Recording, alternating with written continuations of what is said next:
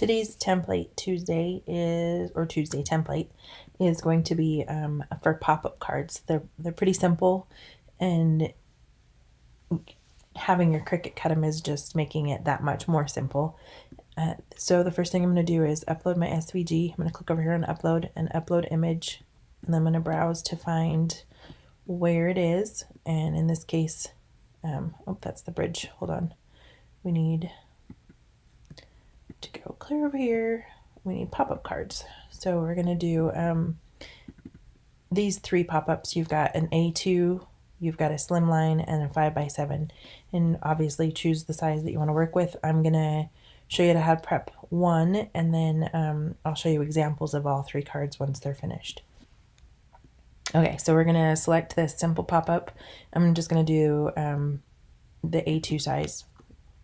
And then once I select it and click upload over here in the corner, and then I'm going to click on this image and show the green bounding box and then add to canvas. Okay, so once it's on the canvas, this is a little bit different than most of our cards because the score lines are actually broken up a little bit more. There's extra score lines, and then there's also cut lines. So you're going to want to pay attention up here to your operation and the color that pops up when you click on a line.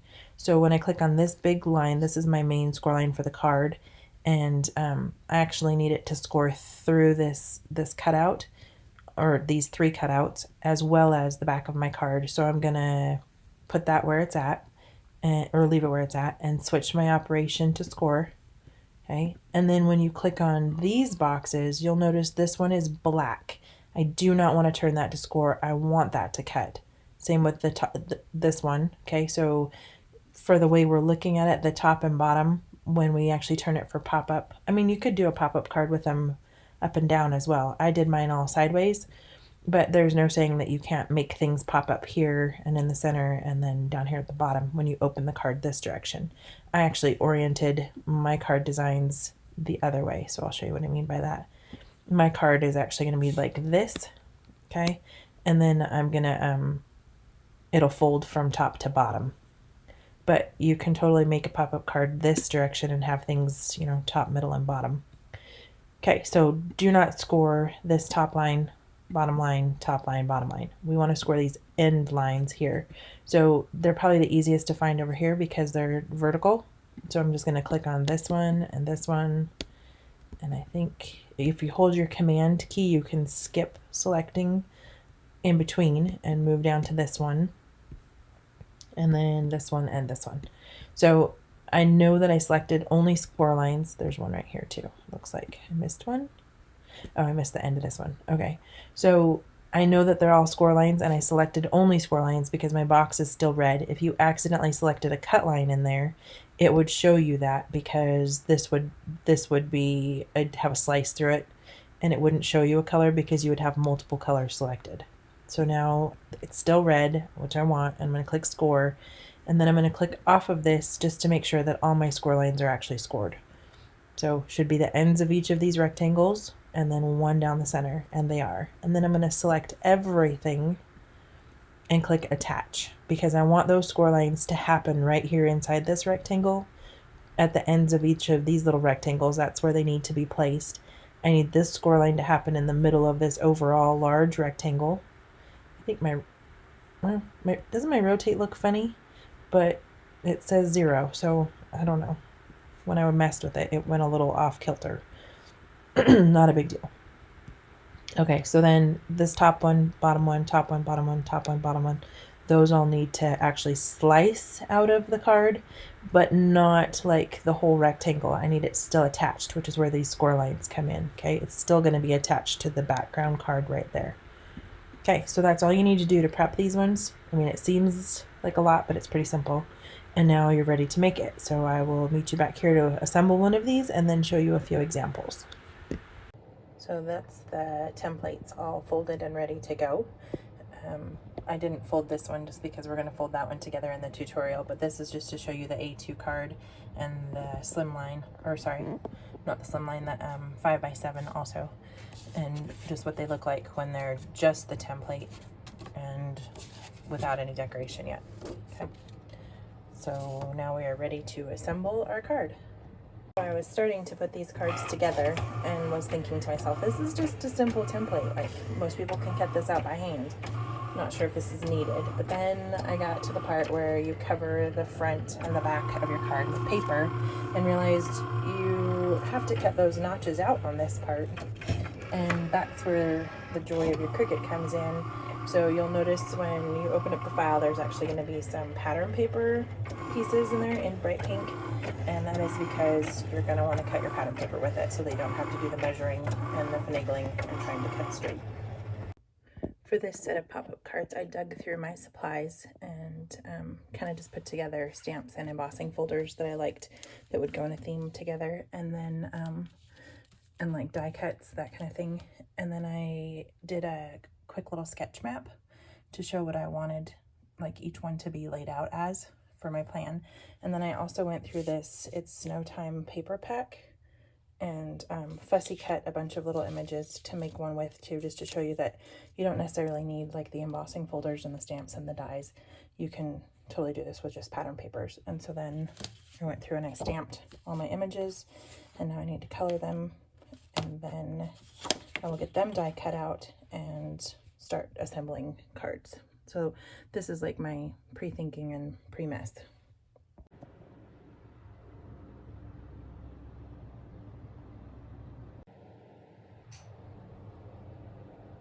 Now they are all colored, and so I'm ready to die cut them out, and then we are ready to start assembling.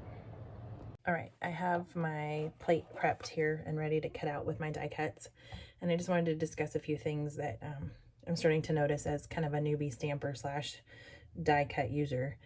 And one of those things is the way that a stamp will lay across when you go to put it down. Like, you pull it off of the acetate, and like this long string one, for example, it kind of wants to do its own thing, and so I was trying to follow its line, but on this top one it didn't.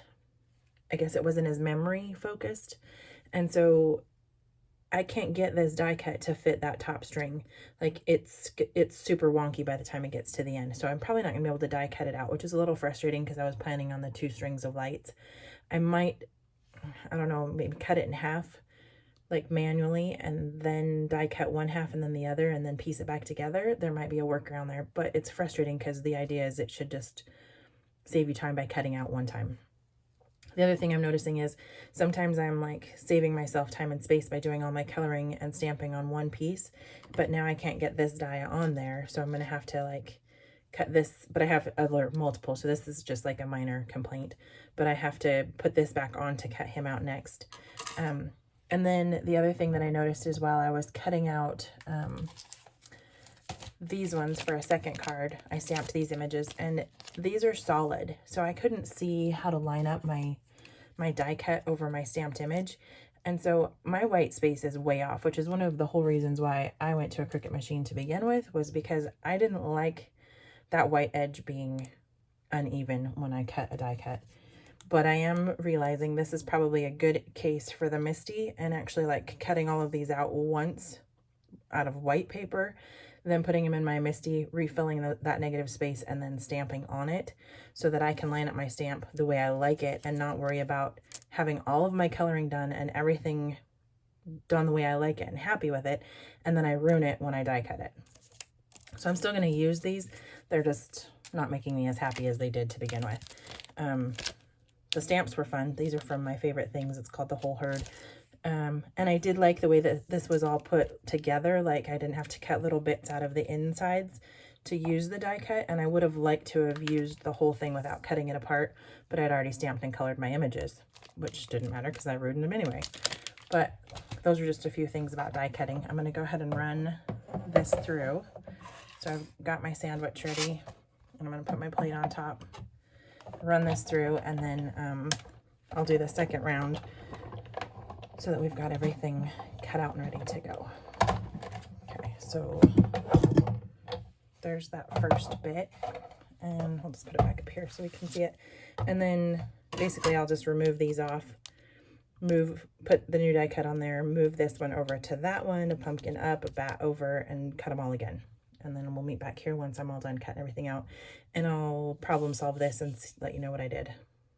All right, so I went ahead and just cut the paper into 2 different sections, and I ran it through the die cut the first time to get that side out, and then ran it through again to get this side out. And while I'm sitting here looking at my card design and thinking about this might be one of those, like, sometimes, I mean, that's why we paper craft or craft in general, is so that you have to improvise, adapt, and overcome, right? You make a mistake or something's not working according to your plan, and you have to come up with a different idea. And in this case, it might work better because I'm going to have a character in there, and then that way I can make this light string actually stretch all the way across the card. I haven't even measured to see how far across. See, it doesn't, I guess it does kind of cover my card, but I can start it on one side, have a gap where the character is, and then start it on the other, or put a bat or something over it. So it kind of just, that was the wrong card size. I'm doing a slim line on that one. So either way, it makes you kind of think outside the box and kind of change things up, and so that's going to be the case with this one.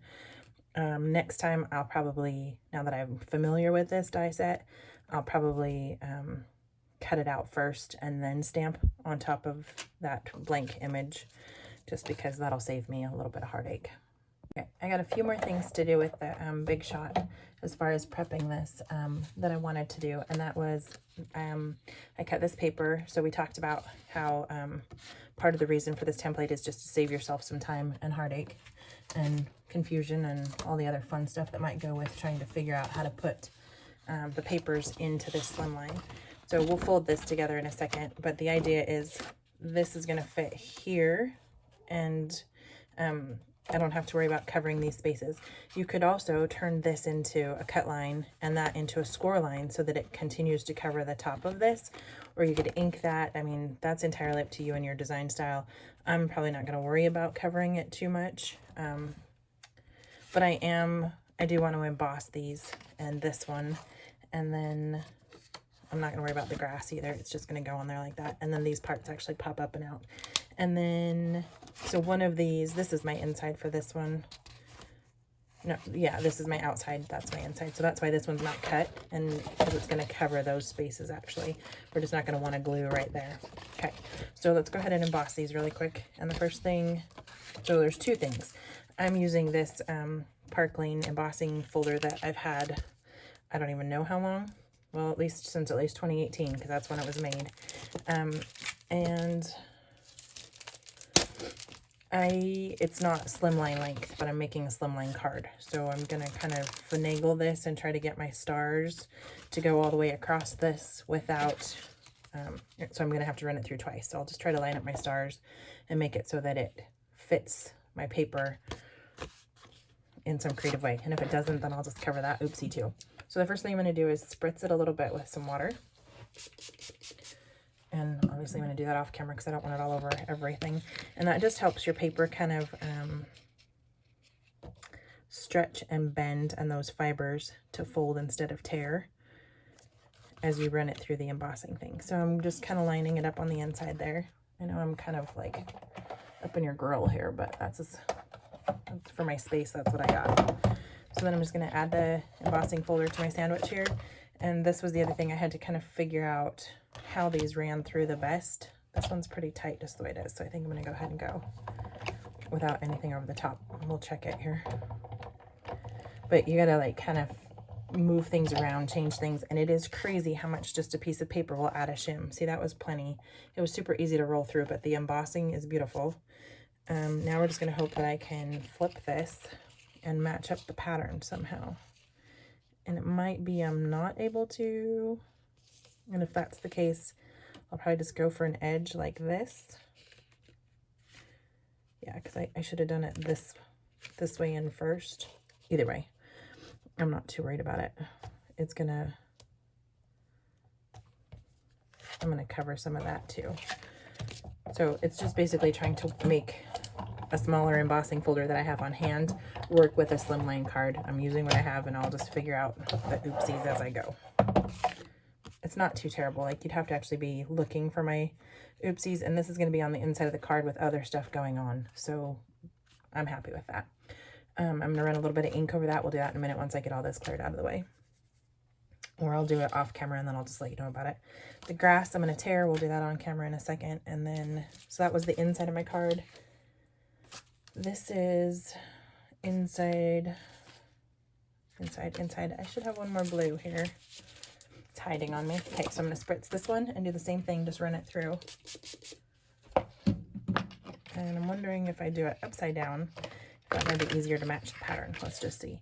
This one's not going to really matter too much either, just because there's so much going on the front of my card and on the inside that no one's really going to look at my pattern and be like, hey, your stars aren't repeating properly.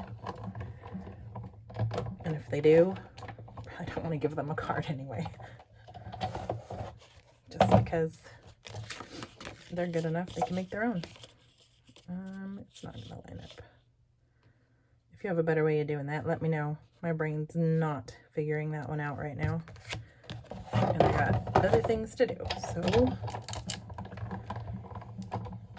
Okay. Okay, so I think we are done with this beast. I'm going to go ahead, see, that turned out beautiful too. I'm going to go ahead and clean up a few things, and then we will move on to assembling this card.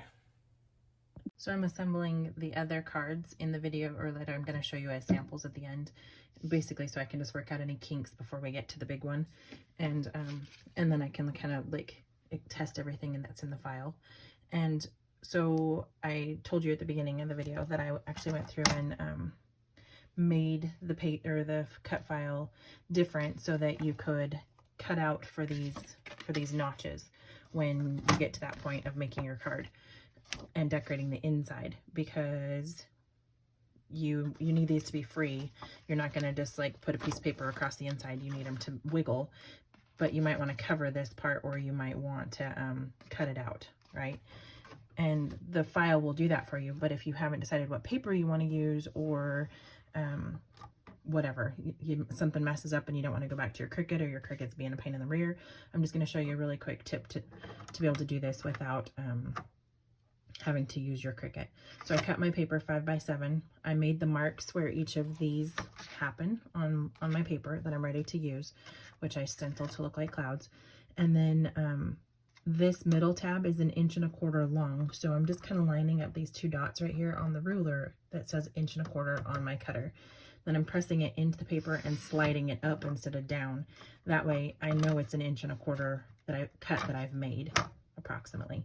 I mean, I'm not sure how accurate this is. I'm hoping it is accurate. And then I'm just moving to my next cut mark, which you can see I put a little pencil mark, and I'm just lining that up on the line. These side ones are 3/4 inch, so I'm just going to line that up at 3/4, put my ruler down, press this into the paper, and then slide up. Okay, so that's one quick and easy way. You can also cut a piece of paper for these cards without having to use your Cricut if you want. Like if you cut the bases out and then later you're like, oh, I want to change my mind and do a different theme. This way you can still cut your paper and have it fit inside your card. Okay. And then, or you cut them out and have them pre-cut like the ones that we embossed, ready to go in your card. All right, we have everything cut out. We are ready to assemble. So the first thing I'm going to do is move some of this out of the way, show you how to fold this card. So it should cut out like this with the little slots, right? And the first thing I do is just fold it in half, because you kind of want those crease lines to work both ways anyway, and it makes getting those little pop-ups to pop up that much easier. I'm actually going to use the bone folder on it too, just so we get a nice crisp line. And my fingers are getting kind of gluey, so it leaves more residue if I don't use the bone folder. Okay, then basically you're just going to pop these inward, okay, and kind of get it to where it starts to fold on each of those score lines, because there should be a score line at the top and the bottom of each of those. So just kind of grab them. You can either pull them in and kind of press that score line, or pop them in like I just did before, but either way you want to kind of start popping that score line so that it starts to get that memory too. Okay, and then once you have them to where they're ready to fold, you can just go ahead and close it, and you should have like jaggedy little pumpkin teeth there.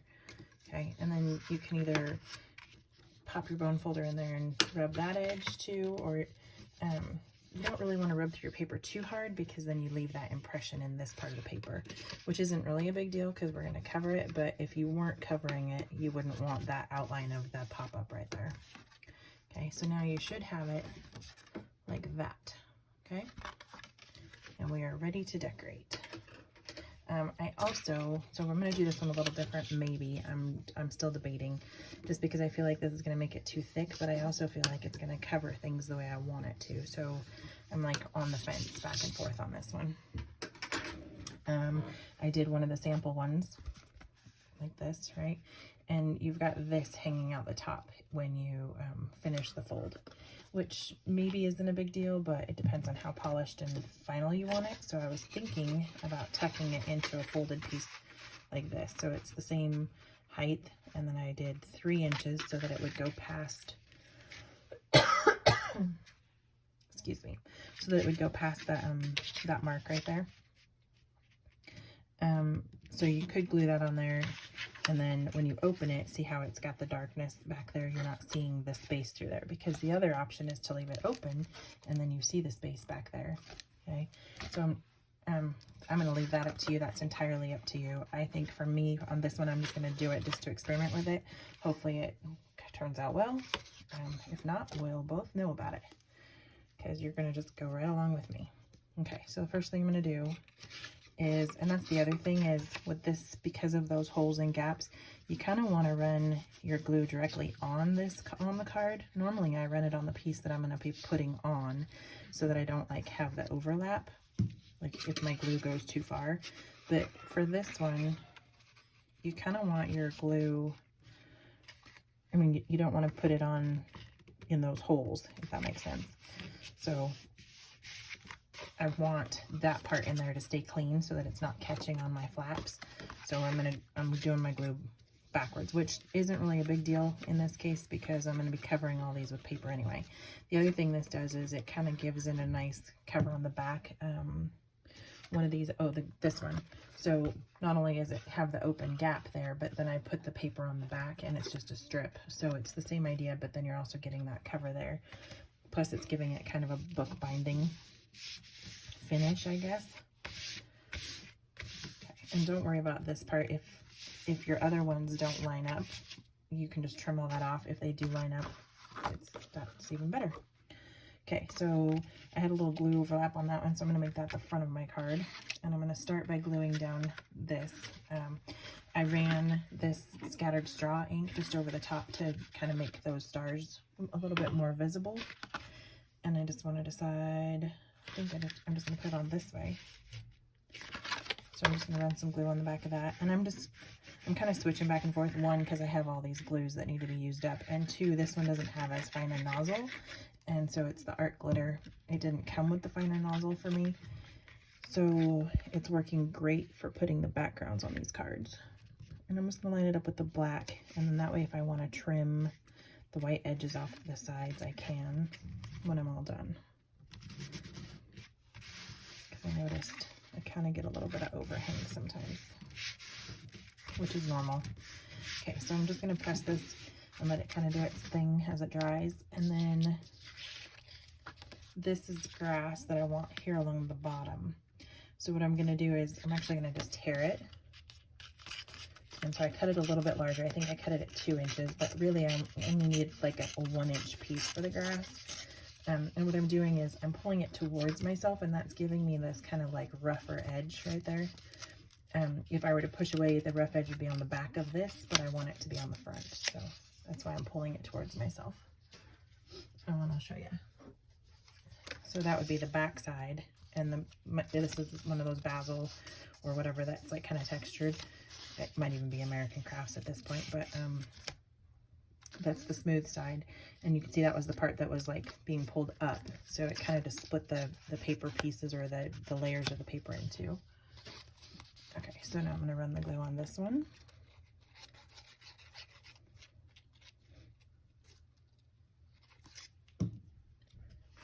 And just line it up with the bottom of my card.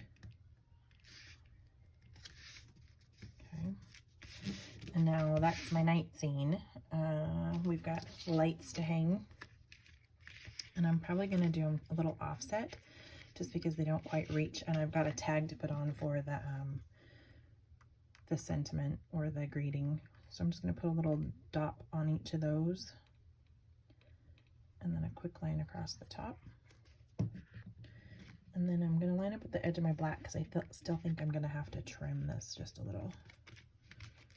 And I think on my design, I had one of these on the front. So that's why I tore the grass, because I kind of want it to look like this is sitting on a hill. And if you wanted to, I might do it on this one too. I did it on a few of my sample ones too, but I'm gonna put some pop dots on the back, or some foam dots. Oops, it stuck to me. I also have a bat. I think I did 3 bats, and I can't decide if I wanted all 3 on the inside, or I think I'm gonna do 1 on the outside, and then 2 on the inside. Sorry, went off screen there. So I'm gonna just put this, I kind of want it tucked behind my grass a little. So maybe like over in here, like that. Oh, I guess I can't tuck it if I'm popping it, never mind. So it's gotta come down a little. There we go. Okay, so there's that. And then for the sentiment, there's this tag that was in that Monster Madness pack that I started using a long time ago. And it doesn't quite fit on here. So I think I'm just gonna match my design there and kind of tear across the top.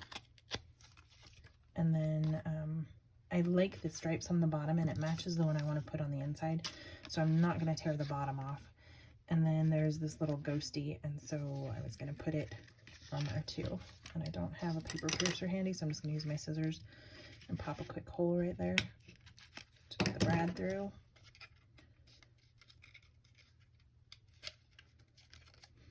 And then just fold that down, put some glue on the back of this.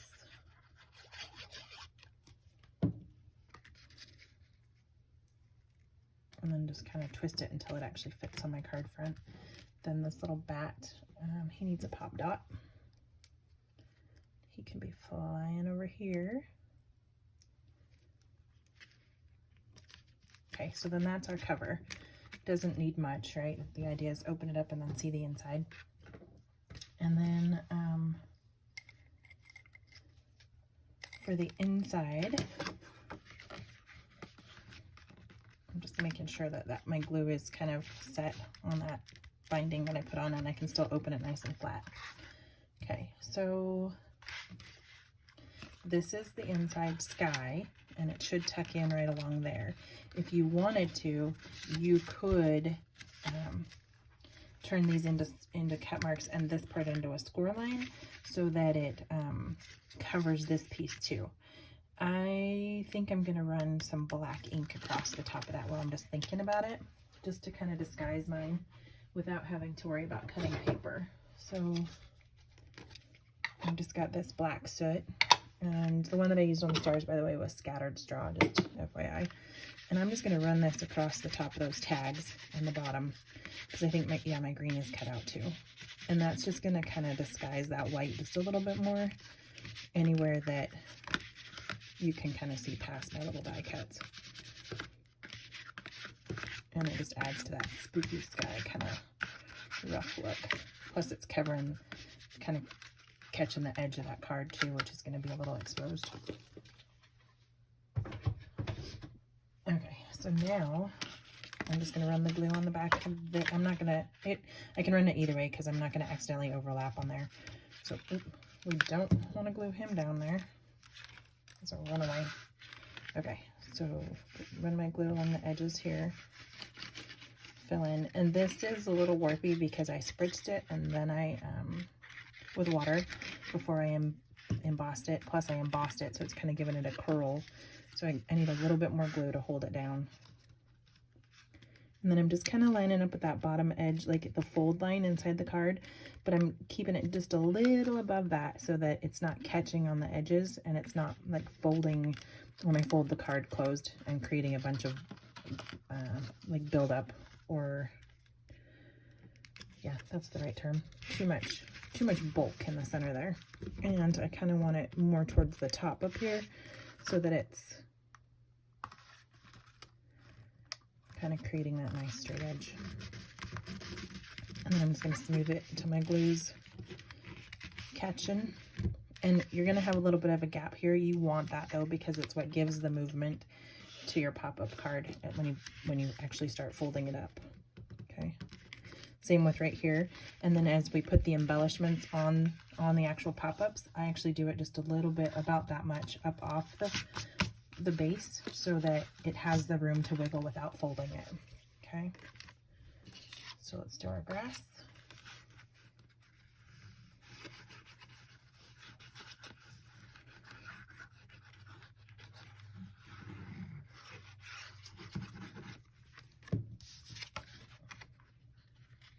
Same idea, just going to the edge of my card along this bottom edge and then kind of scooching this until I know my pop-ups will come through. This one's gonna be, I can't push them from the back now because I closed them in. Tricky. Okay. And then once you got that, just double check that everything folds. It's gonna be a little stiff until you start to get those papers to bend where you want them to and the fibers to kind of break and have that memory.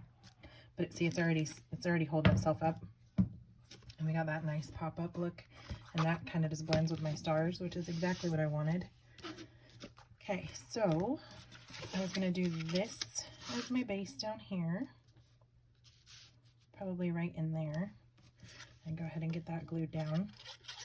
Obviously your sentiment can go wherever you want, and you'll see on the samples in a minute that my sentiment was a little more centered on some of them. This one I'm going a little more wonky. My focal point is this one. So I kind of want her to be in the center here. And again, remember, I'm raising them up just a little. I'm giving it a little bit of a gap there. So I just kind of figure out where to put my glue on the back of her. And then stick and hold for a second.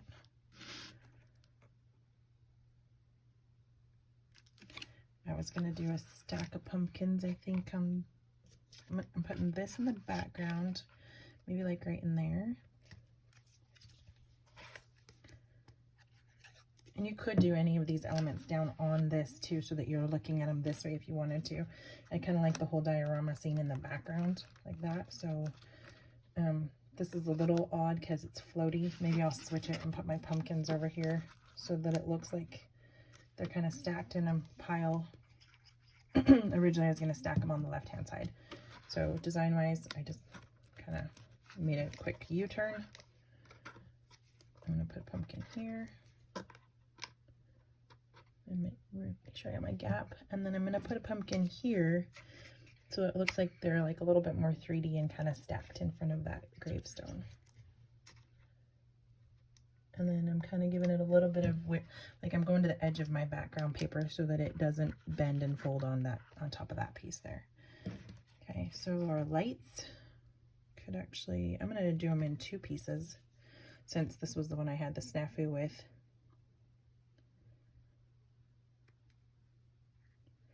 But just to make it look like it's kind of like decorated in a circle, or kind of like the whole area is decorated.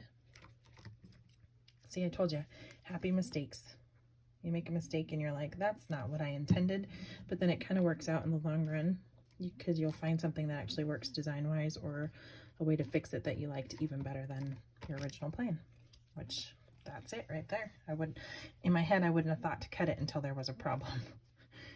Okay, so I'm gonna put a few bats flying around there, and then this little guy like this back here reading. And I was gonna write the word spells on there, but I don't have a pen handy. Not a good fine one anyway, so I'll just have to do that later, or find a little sticker or something. But it originally said something else. I can't remember what it was now. And I just masked it out when I stamped it because I was intending to write on it, and then I got distracted. Okay. It looks like that's pretty much all of our elements. I was gonna do, here we go. Okay, how fun is that? Okay, and it should stand up, and it will, I'm gonna let my glue kind of, I guess we're good. It should close. Okay, and I'm gonna do a few glue dot things here. and put some rhinestones on there just to make a little more sparkle. Ooh, there's a glue bubble. 3, 4, 5. Okay, and I've just got these Pink Fresh. I'm gonna grab this tool really fast. I can get a hold of it better, because otherwise I'll spend forever fighting it. I'm just going to put a few little blingies on there that kind of look like starshine. Oop, I just shot one right into the middle of a card. I already took these out once today and then chased them around the desktop, so this is me and bling today. Let's just spill them out and then face the consequences. Okay. And I already know from the last time that I did the test on these that this glue is going to dry, even if it's kind of bubbling over the edge of it, it's going to dry clear, which is good. And I'm not sure if you're supposed to glue the flat part down or the back part down. I've been gluing the flat part down, but I really like the bling on the front with all the shiny too, so I don't know. Need to look that one up. Okay, so then there's just a few little star shines and kind of a glitter from the lights. And let me show you the other examples. Move some of this glitter out of the way.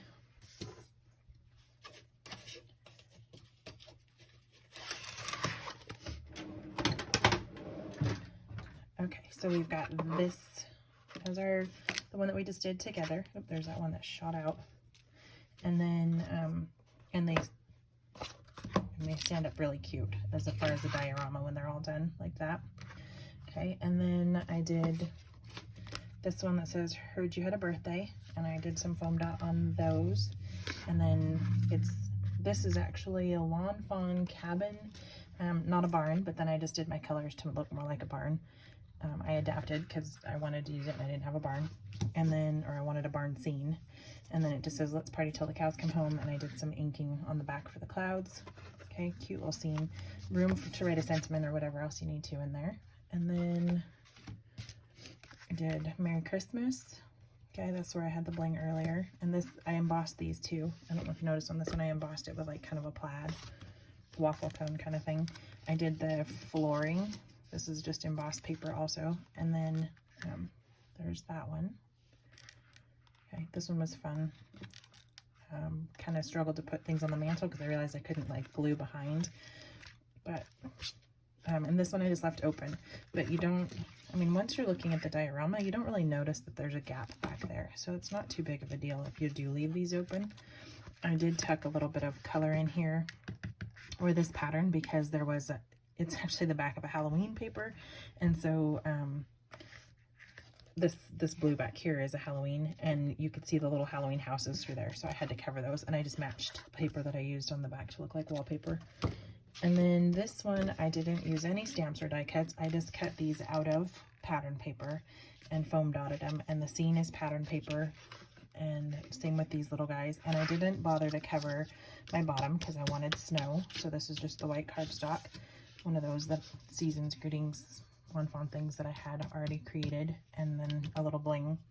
And this one, I didn't cover anything in the back. Okay, so I didn't cover the back, and this is, you can see the pattern paper shining through, but it kind of just goes with the theme because it's all from the same paper, so it's not a big deal. Okay, so those are the examples. I'd love to see what you make, so be sure and share in the Facebook group if you get a chance, or if you want to. Be sure to hit like and subscribe, and remember, these templates and others are all inside the shop, and or inside the free library.